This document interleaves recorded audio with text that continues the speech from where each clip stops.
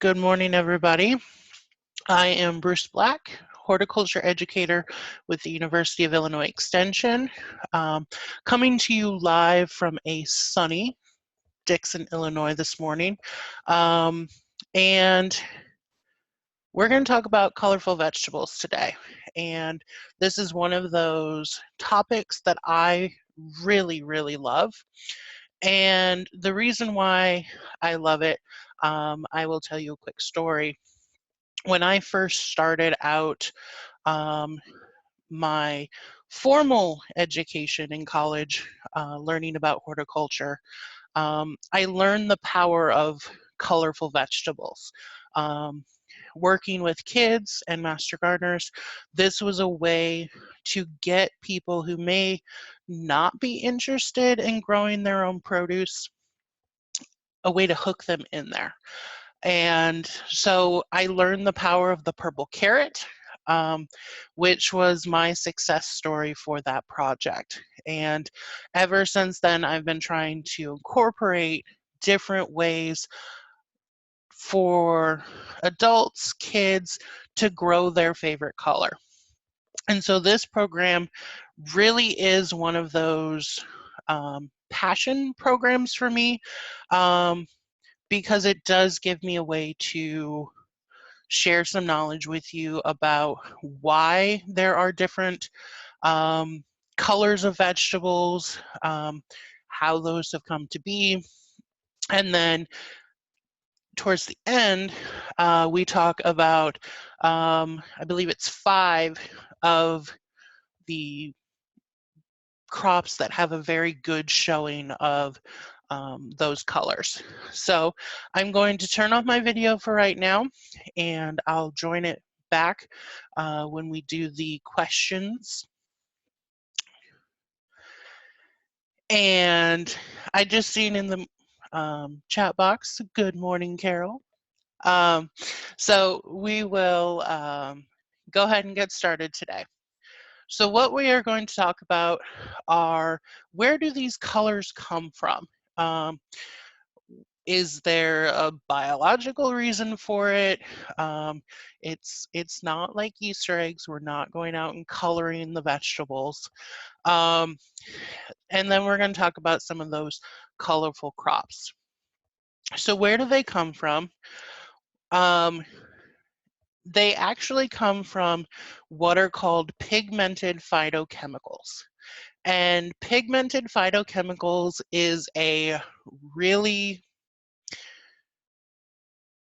technical botany term for its inside of them. So this color comes from an overexpression of these different pigmented phytochemicals. So some of these on the screen you may have heard or been familiar with: anthocyanins, anthocyanins, betalains, carotenoids, chlorophyll. All of these you may have heard before, but you've probably heard them about more of a nutrition appeal. And the reason for that is some of these pigmented phytochemicals are those vitamins and minerals in those vegetables that we need. So they can happen in a number of ways. They can be overexpressed.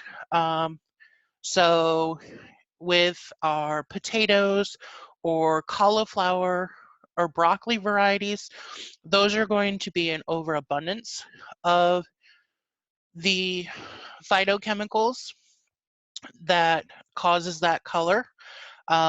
In the examples of asparagus or eggplant, that's going to be a lack of chlorophyll. When that chlorophyll isn't present, we tend to get more of a white color for some of our vegetables. And then for some popular ones of bell peppers and tomatoes, that's going to be, that color is going to be expressed because of the chloroplast degrading throughout the season towards maturity. And so we actually can grow the entire rainbow. We might not be able to grow every single color for a particular crop that we want to, but we can get a more colorful variety of produce produced. So we've got rainbow chard up here at the top, cheddar cauliflower, rainbow carrots, golden beets, purple potatoes, white eggplant, colorful peppers down here at the bottom. And then this bottom left one is probably the cruelest joke nature's ever played. If you've ever been to a summer picnic and it's prime pineapple season, and you go to take a big old bite of this delicious looking yellow fruit, and it turns out to be a watermelon. So this one down here at the bottom is a yellow watermelon, which we'll talk about in a little bit.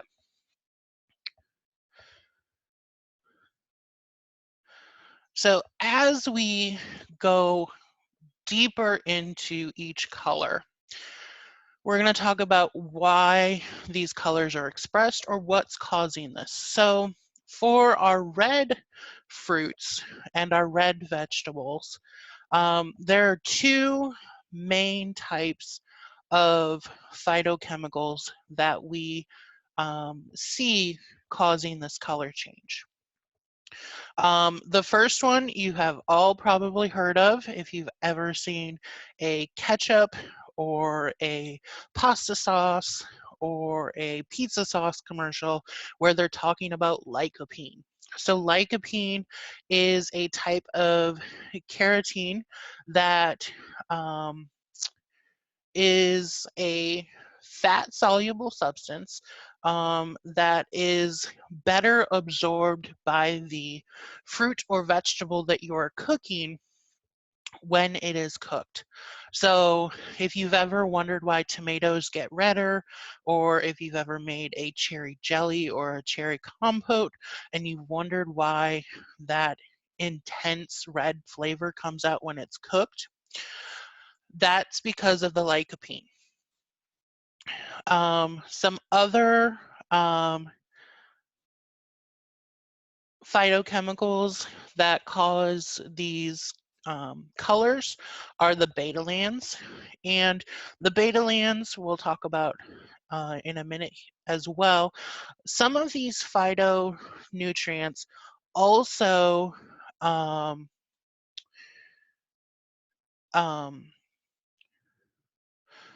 cause multiple colors. So if you think of leaf changes in the fall, we have multiple different phytonutrients or phytochemicals that cause those leaf changes.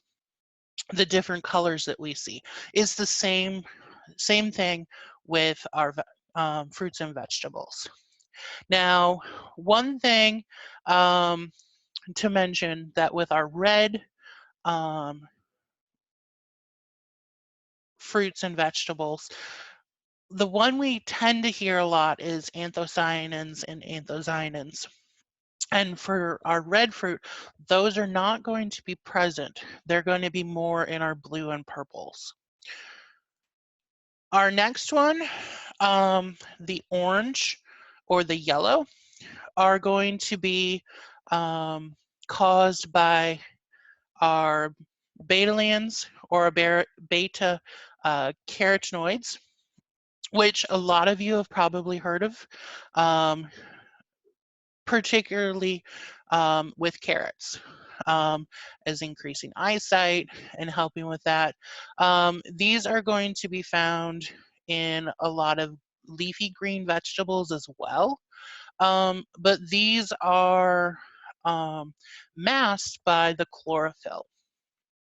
And you can see a couple of examples on the board, on the screen here. We've got carrots, sweet potatoes, our yellow watermelons, and then our cheddar cauliflower. And the other phytonutrient is going to be a xanthophyll. And that one breaks down into lutein and a couple of other carotenoids as well. Chlorophyll is going to be the main reason for green vegetables. And this is probably the most known phytonutrient or phytochemical that we talk about, because chlorophyll is in anything that is green and a plant, because it has the important role of photosynthesis. And so if you have a lot of green vegetables like the green beans, lettuces, broccolis, and tomatoes, those are all going to be picked when they have a full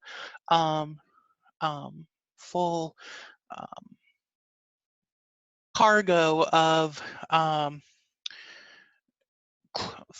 chlorophyll for photosynthesis. As the chlorophyll breaks down, though, throughout the season, then some of our other phytonutrients are able to shine through, so to speak. And this is probably my favorite color of phytonutrient is the blue and purples. And this is the one that's caused by our anthocyanins. Depending on the shade or the color of your vegetable, that is going to depend on the pH of that fruit or vegetable. So if you have a higher pH vegetable or a lower pH vegetable, you may be more red versus a blue or a purple. And so we've got blue or purple potatoes, purple cauliflower, purple basil down here at the bottom. This one is going to be our grapes, and then up at the top here, these are going to be our blueberries.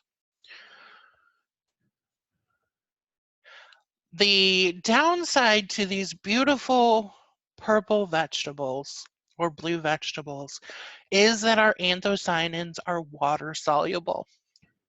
So what that means is if we try to cook these, our purple color is going to run out of the vegetable. So if you've ever tried to microwave or cook purple beans, you've noticed that when you take them out of the microwave, they are a green color, or they turn a greenish purple, which has a tendency to come out looking close to a brown. And that is simply because as you're cooking those vegetables, the moisture in them, the cells are rupturing, and that water is being released, and that color is running out of the vegetable. So usually with our blue and purple vegetables, the thing that these are mostly used for is to be eaten raw. In some cases, like some cultivars of potato, you can cook those and they will keep their color, but that's going to be cultivar depending. So a lot of our purple vegetables, if you're unsure of if your cultivar is going to stand up to some of those cooking methods, always do a test batch.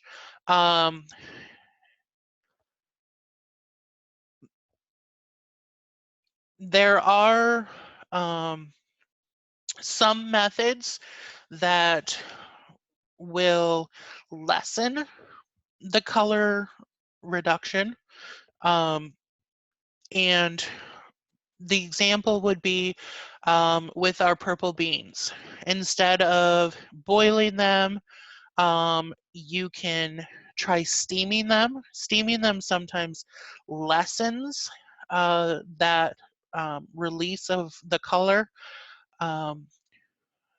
I haven't tried blanching with some of those vegetables, but since blanching is just going to be a quick flash cook, that might be one way to lessen that color change. With the purple broccoli, that one is also going to be cultivar dependent. Some of the, and I can't think of a cultivar name off the top of my head, but some of those, they will say on the label if they're less likely to bleed their color when they're cooked.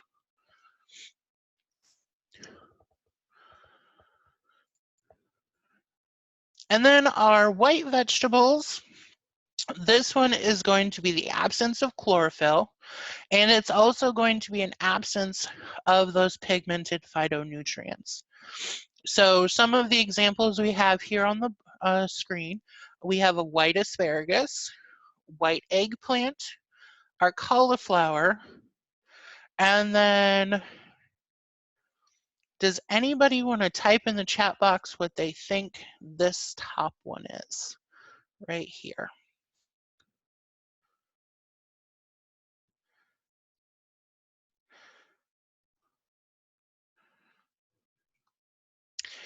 So I'm getting a lot of strawberries, and you guys are right, it is a type of strawberry.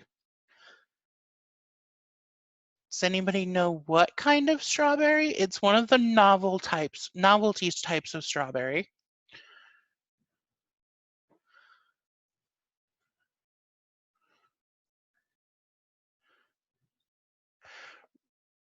Randy, you're close.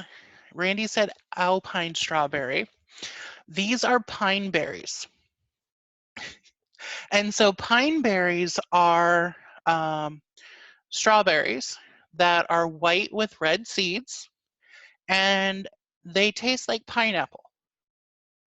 And I'm super excited because I have ordered pine berry plants this year, so I will be able to test out if they actually do taste like pineapple, because when I found out about these, I've been super excited to grow them, and so that's going to be my experiment plant for the year. And so they are a type of everbearing strawberry. They have a flavor that is more of a pineapple flavor, but in strawberry form. And Catherine, that's a great question. She asked, would they be acidic? And I haven't seen anything that says that they're more acidic. So I will let you guys know. I will probably be doing a pineberry program in the next year or so. Back to our white vegetables. These are that absence of phytochemicals, and they're colorless because the fruit or the vegetable develops by going through a process of either blanching or etiolation. And blanching or etiolation is where we're not allowing the sunlight to touch those fruits or vegetables, and so then they don't produce chlorophyll. So my prime example that I use to talk about etiolation with folks is a white potato. So if you think about growing a white potato, you're growing it underground, and so it never develops any kind of color. But if you've ever grown potatoes, you know that they sometimes like to press above the soil and get themselves above that soil line, And if they do, they start turning a green color. That's because they've developed some chlorophyll in there. Now, I also do have to just throw in there that if you do have potatoes that develop a little green on them, you want to cut that section off, just because when potatoes are exposed to sunlight and they start developing that green color, they also develop some of those nightshade, I want to say it's oxalic acid. Some of those nightshade substances in there that are toxic to us. So you can eat the rest of the potato, but you want to cut off the green section. And then we have our varieties that are mixed. So if you get like a rainbow mix of carrots or a pepper or a tomato mix, a seed mix from a company, they have taken some of those individual seeds that will produce a specific color and toss them together. And so most popular ones that I see in the store are going to be the rainbow carrots and the rainbow pepper mix. Now we're going to talk about the cultivar crop colors. And so this is where I've picked some examples from a specific family to talk about the different types of, or the different cultivars, as well as a little bit of growing information about them. Starting off with broccoli, and you'll notice that cheddar cauliflower is on the slide right here. And I threw this in there because broccoli and cauliflower are the same plant. They just come from different sections of the variety. So all of the broccoli plants, cauliflower plants, Brussels sprouts, cabbages, they're all from one original plant. They are just different natural varieties that have been selected over time, and they've developed into their own vegetable varieties. So that's why I lumped them in here, because they do have very similar growing habits. So we're going to start off right here with our purple broccoli, and this is our Santee variety. And this is one that is well suited for a late fall or winter harvest, as it is one of those broccolis that is going to do well as a sprout. And I say sprout because when we think of a broccoli head, we usually think of the big green broccoli. This one is going to have smaller florets than what we would get with a green variety. So these purple florets tend to be sweet and tender, and they're going to have green stems. So this one right here, this is the most purplest that it will get. And when you harvest that Santee broccoli, you can have a range of color. So it might not be a bright purple, it might be a darker purple. It's going to depend on the year and the environmental conditions. It does have a longer harvest period, so broccoli will be able to be harvested for 3 to 5 weeks.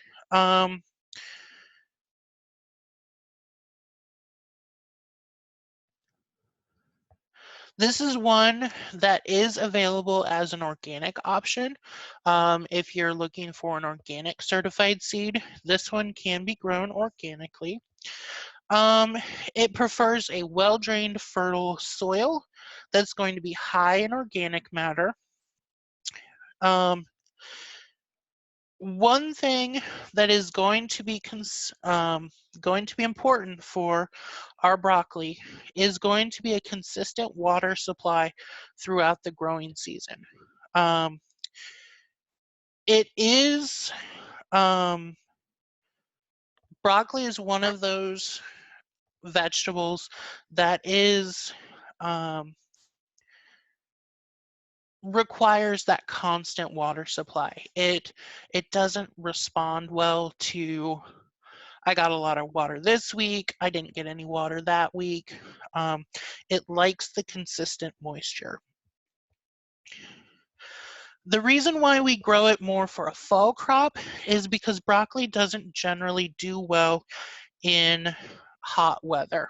So this could be one that if you get it out early enough in the spring, you can have a harvest before the hot months of June or July. And if you're going to plant it for a fall crop, you're going to start your seedlings in about May, transplant them out during July, June or July. And this is one that you can let grow through early fall.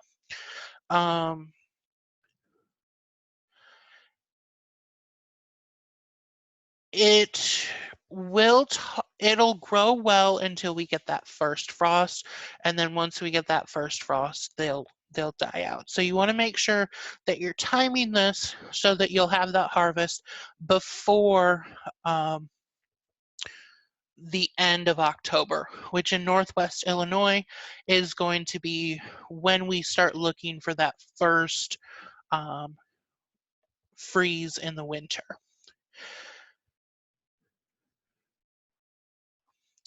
The only noted insect pest on here were going to be flea beetles or root maggots that happen on young seedlings. And if you have any flea beetles or root maggots that you've noticed in the past, you can cover these with floating row covers during the day for that to happen or protect it. All right, now Romanesco is going to be our next broccoli. And this is one that I really enjoy, not so much because of the color. I mean, the apple lime green color that Romanesco is great. But for me, I'm a texture person. So the texture of a Romanesco is so different from other broccoli or cauliflowers that it's an intriguing one to have raw. One thing that I did not know while I was putting this presentation together and going through the research, this is actually a variety of broccoli that has been grown since the 16th century. It is a prominent Italian heirloom variety that was documented in Italy in the 16th century. Known for its crisp, nutty flavor. It's often enjoyed raw, but it can take a light cooking to soften that texture. But the one thing that you want to do is only do a light cooking just so that you can retain its flavor and that unique texture. This one is one that you would transplant outdoors the end of April through mid-May. And that's for spring planting. And you would transplant outdoors in the fall, the first week of September for a outdoor fall planting. This one is going to be about 75 to 100 days of maturity. And this one did not have any noted disease issues with it when I was looking into it. Remembering to keep the thorough moisture, looking for about 1 inch a week. And this one is going to be a full sun one, and it gets about 36 inches tall.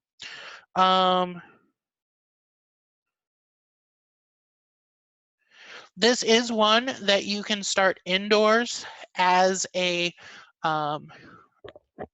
you can start indoors as seed for transplants, and you're looking at about 6 weeks before your outdoor transplant date to start those seeds. So if you're going to do this for a fall transplant this year, you'll want to start those indoors about the 2nd week of July so that you can have them to plant outdoors the 1st week in September. Cheddar cauliflower is going to be our next one. And like I said, this one's not a broccoli, but in that same family. I love the look of this. It does kind of look like cheese curds to me. Has bright orange heads. It's an earlier form of cauliflower, and it lightens, or excuse me, it gets deeper in color when it is cooked, cooked lightly. So this is one, because of that lycopene and those beta carotens in there, it gets that deeper color when it's cooked. For this one, you are going to transplant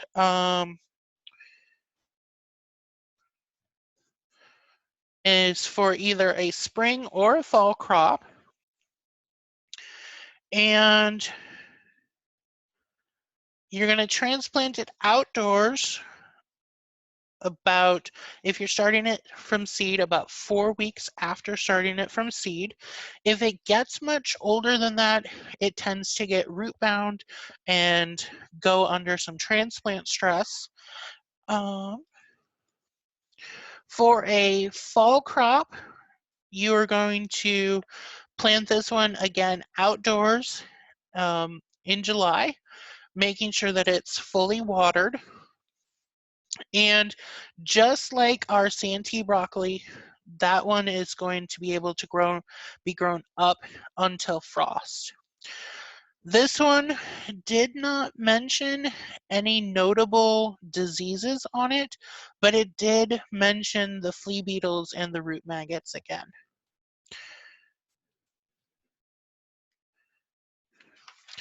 All right, our last broccoli right here, this one is our white sprouting broccoli.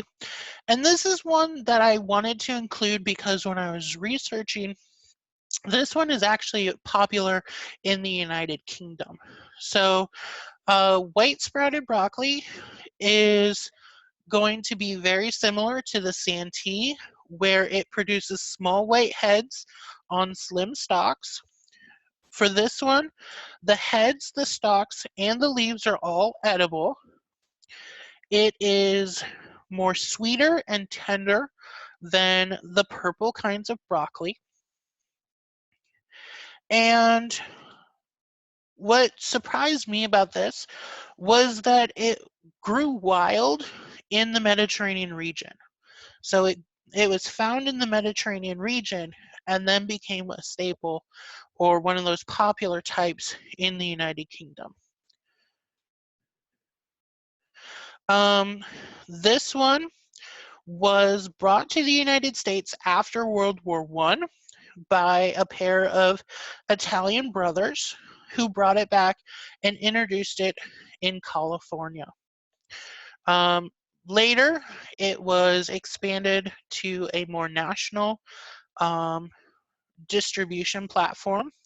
And so for this one, you are going to plant outdoors March through May, and you're going to have that harvest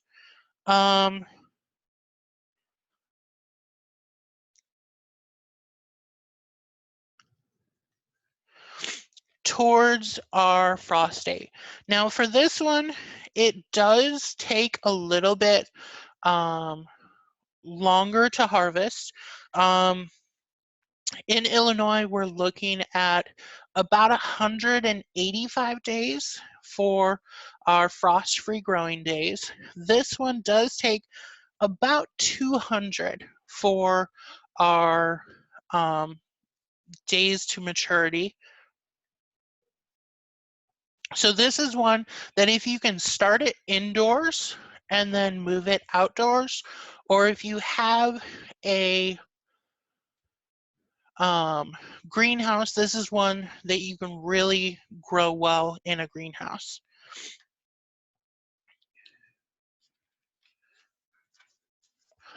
All right. We're going to move on to our carrots, and this is actually the one where I get really excited because of that power of the purple carrot, as well as carrots have that way of having a large number of colors that you can see. So the purple haze carrot down here at the bottom, this is the one where I had my first experience with the power of the purple carrot. But we're actually going to start with the black nebula carrot. And this is one that I found this year when I put this presentation together. This carrot is so purple that it looks black. And when you cut it open, you can see here that it has like a black outside, but when you get to the inside, it has that purple nebula-like picture as the core. And it's a 75 days to maturity crop and is one of the darkest carrots that is on the market. This one, because there is so much of that anthocyanin in there, this one can handle some cooking and still retain that purple carrot color. It's also good to be eaten raw. And with this one, what I didn't know is that you can actually use these carrots to produce a natural dye for clothing.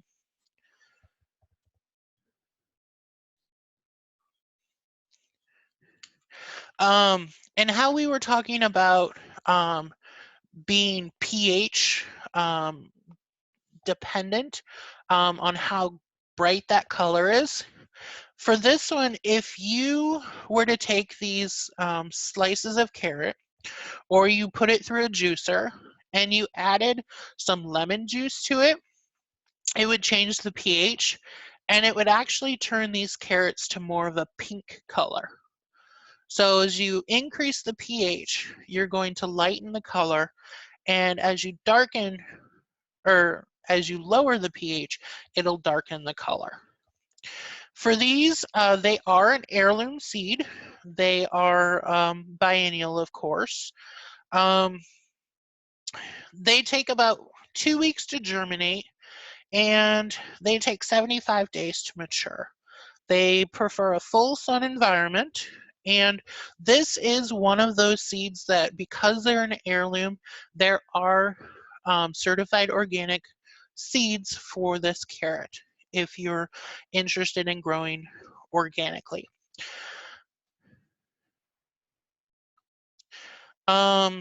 You'll direct seed these 2 to 3 weeks before the late frost. So for our area in Northwest Illinois, you can have these in the ground now. Usually this week, about mid-May is when we get our last frost. And when these are ready to be harvested, you'll just fork them out or lift them out of the soil. And if you're going to store these, you want to store them without the tops on there so that they retain some of that moisture. The lunar white carrot, this one is a 65-day carrot, and these produce about 6 to 12-inch long white carrots. And as you can see here in the picture, they are white, the parts that stay underground, and as they approach the surface and they get some of that sunlight, they do produce some chlorophyll. Otherwise, they stay perfectly white. They'll be white from the skin to the core. And these, again, are going to be direct seeded. And they stay that white color because they're naturally blanching or going through etiolation under the soil. The purple haze carrot, as I mentioned, this was an All-American selection a couple of years ago. It's a 90-day carrot, so it takes 90 days to mature. And they produce about 8 to 10-inch long carrots that have a purple outside but an orange core.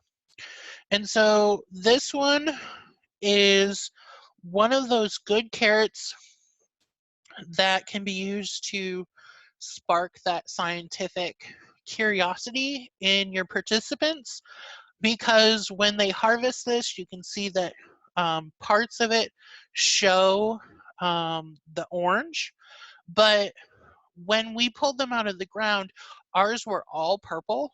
And so then we had the kids wash them up and take a bite, and they were surprised to see that orange core with those carrots. This one is one that does lose its color when it is cooked, so it's recommended for best raw consumption. The atomic red carrot, this is one variety that I found. There are other ones such as the red samurai that are out there. But this one is one that caught my eye because when you dig them up, they're actually pink in color. And when you cook them, they turn this scarlet red color. So because of that lycopene, they do intensify when they're subjected to heat, and they intensify their color. These get about 8 to 11 inches long, and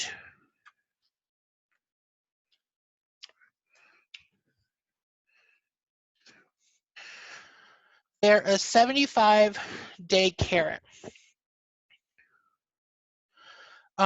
For these, you'll also direct seed these anytime now. So about that frost date, these can also be an early spring crop, or they can be planted as a fall crop. So any of our carrots that we talk about are going to be good for a fall crop or a fall harvest. And one of the things I always tell people, if you have never had a fall carrot, grow fall carrots. That's because when carrots are go through that first light frost or freeze that we have, the sugar content in them actually increases, so you get a sweeter carrot. And so I would always recommend growing fall carrots because of that sweeter flavor that you get. Our last carrot here is the solar yellow, and this carrot again surprised me because I had never heard of it before, but this carrot has actually been grown since the 14th century in southern Europe. It is a carrot that shows up quite a bit in Middle Eastern or Indian foods. They're said to be slightly sweeter than the orange carrot. They have a better moisture quality and have that good crunch. And because of the carotenoids in there, it does get in a more intense color when it is cooked. These produce in 75 days, and they are going to be a butter yellow in color. And they get about 6 to 7 inches long. So they're going to be more of a Danvers shaped carrot. So you can see that they're shorter and fatter versus some of these that are more slender and long.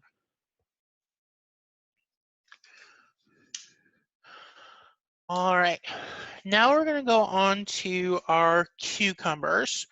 And yes, that first one is a cucumber.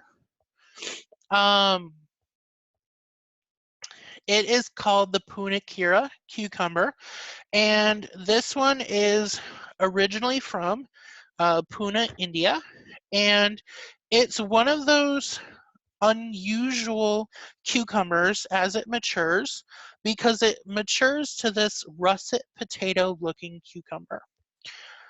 It starts off as a smooth white skinned potato that, or smooth white skinned cucumber, excuse me, that as it matures turns a yellow gold, and then when it reaches its full maturity develops this russetine brown color, but it can be eaten at any stage. So if you want to eat it when it is a white immature cucumber, you can eat it, or the yellow cucumber, or wait till it gets to this russetine stage.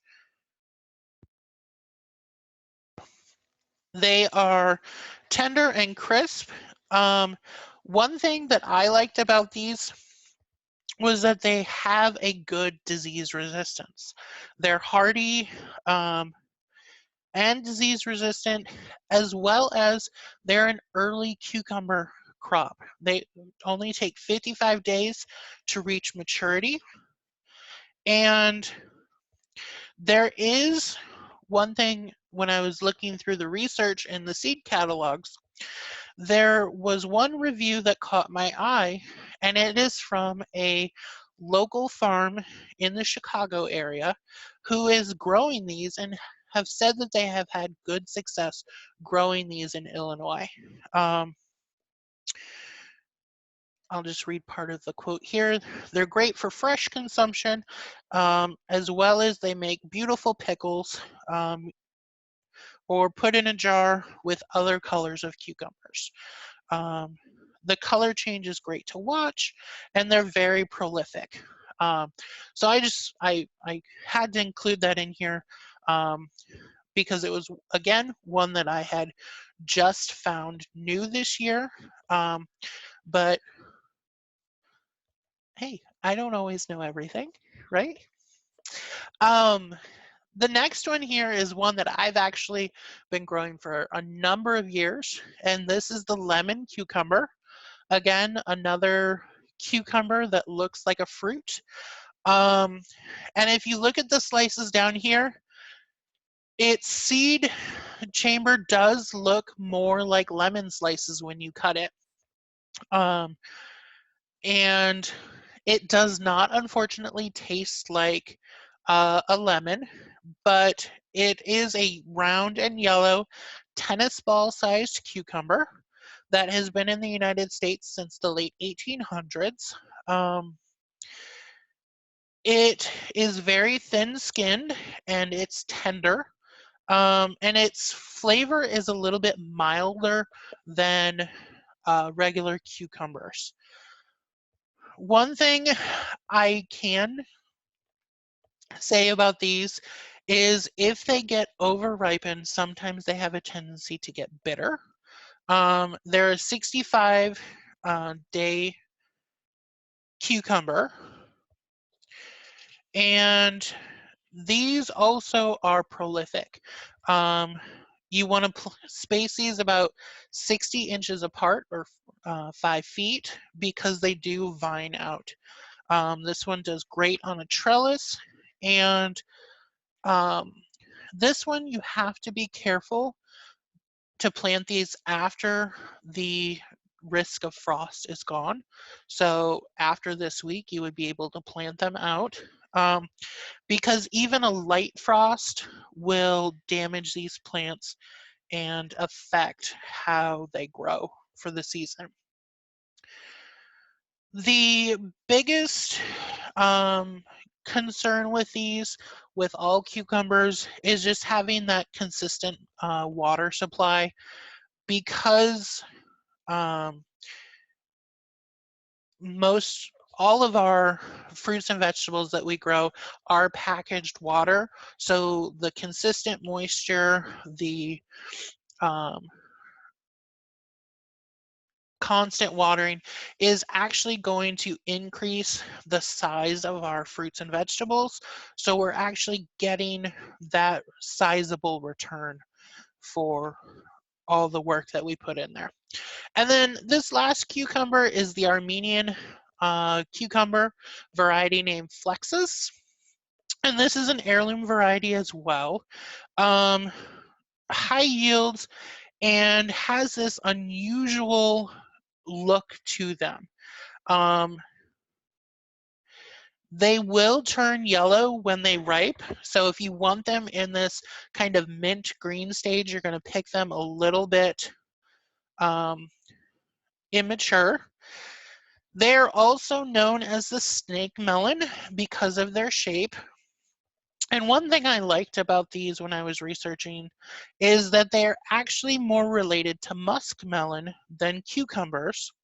And when you cut them, they have that aroma of a muskmelon when they're sliced. So if you want a cucumber that tastes or smells like a muskmelon, give the Armenian Flexus cucumber a try.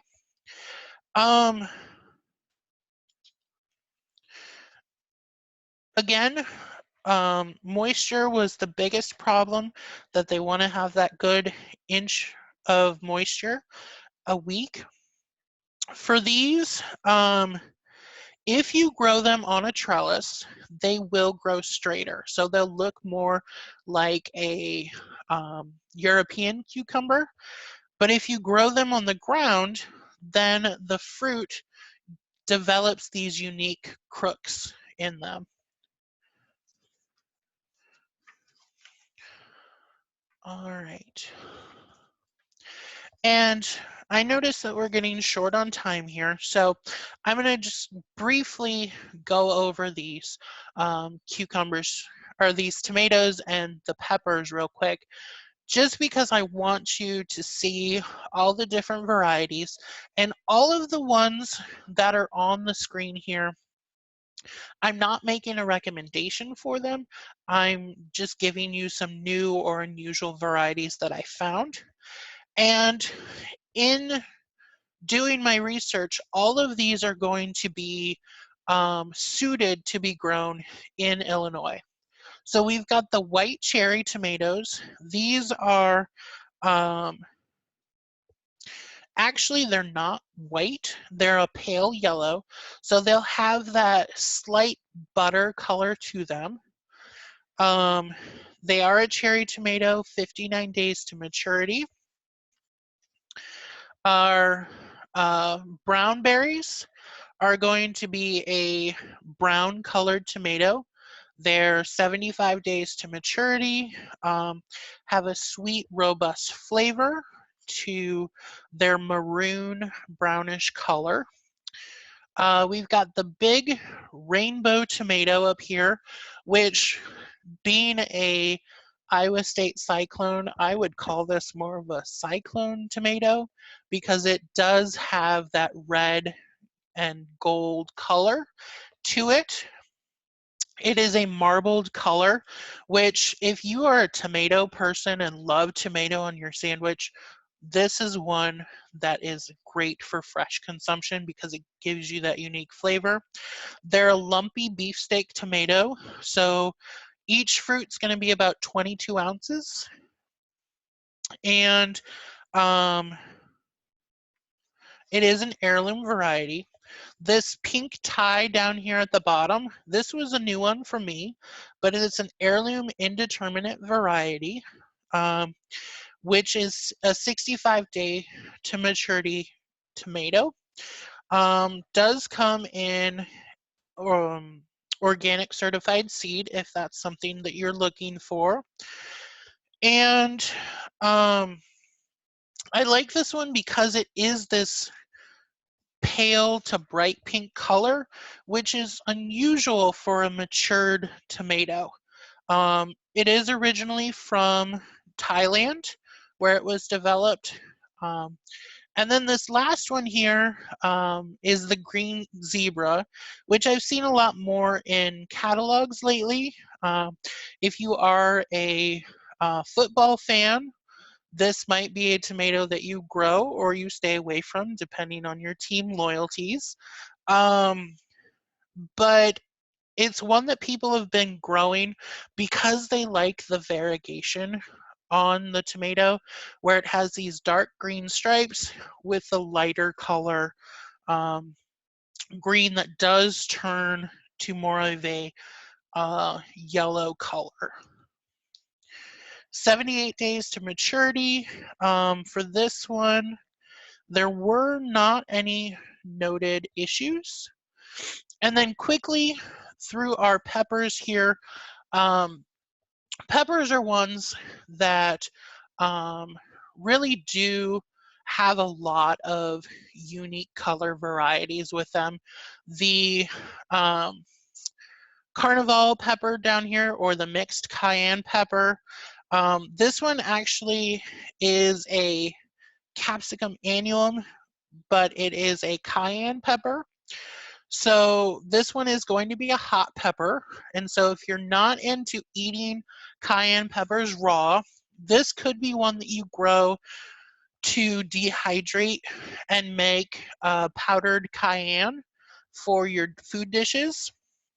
It should keep all of its colors. So if you really want that Mardi Gras feel as you're using your spices, this could be a pepper that you grow. It does take 75 days to maturity. And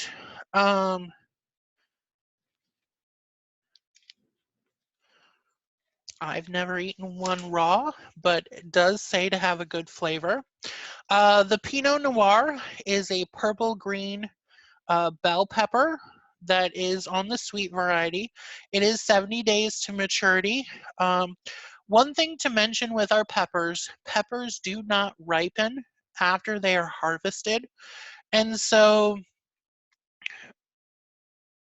when you harvest them, they're going to stay the same color that they harvest. So if you're looking for some of these brighter, fuller flavors, you're going to have to let them get fully matured.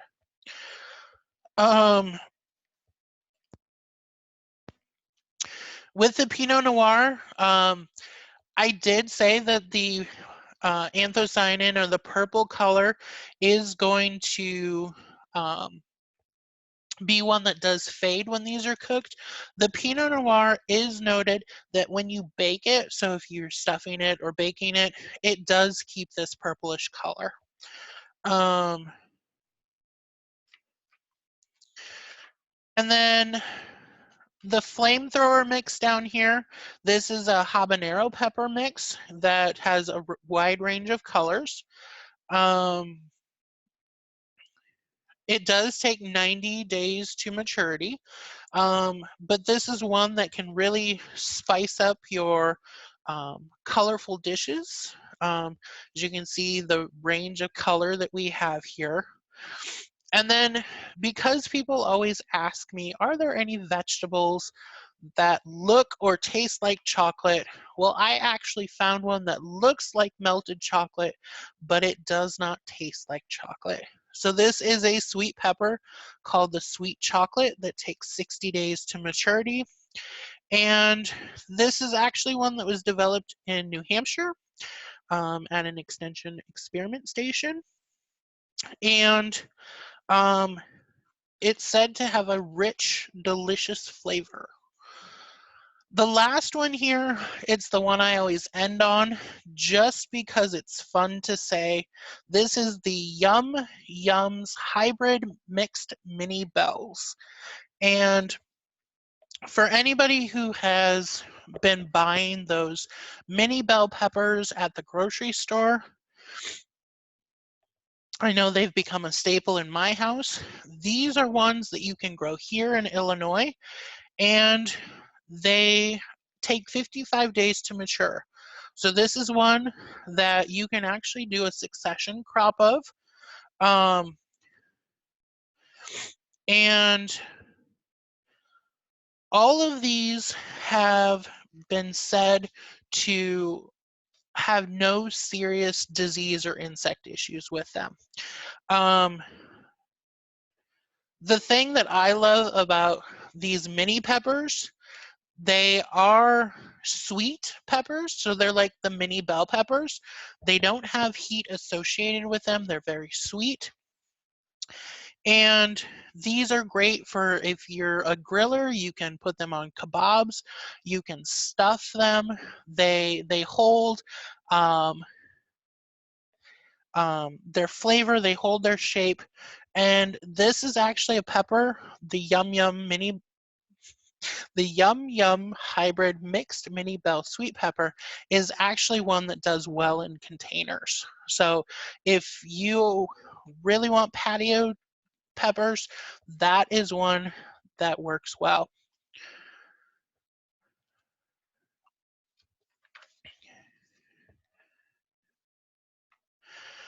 All right. So I know we went through those last couple of slides a little bit fast, but I wanted to make sure that we got through everything for our presentation here. And right before we start questions here, I do want to just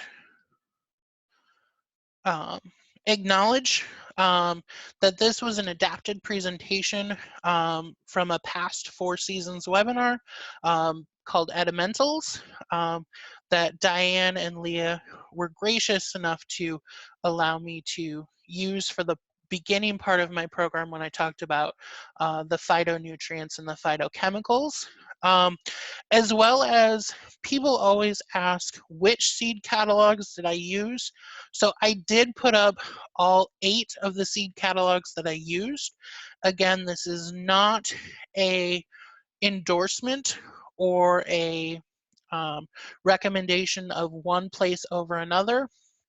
These were just catalogs that I was thumbing through when I was planning a garden, and I noticed these different vegetables in there. So always, I do recommend shop local first and then go to some of the more national retailers to find a specific one that you're looking for. But with that, I think we will go to questions, and just before then, I will throw up my contact information on here. If you have any questions when you're watching the recording or later on when you're thinking about this presentation, email address right here, brucejb@illinois.edu is going to be the easiest way to get a hold of me. As we're still working remotely. So with that, we'll open it up to questions. All right, Bruce, this is Janice. And just a reminder for anyone that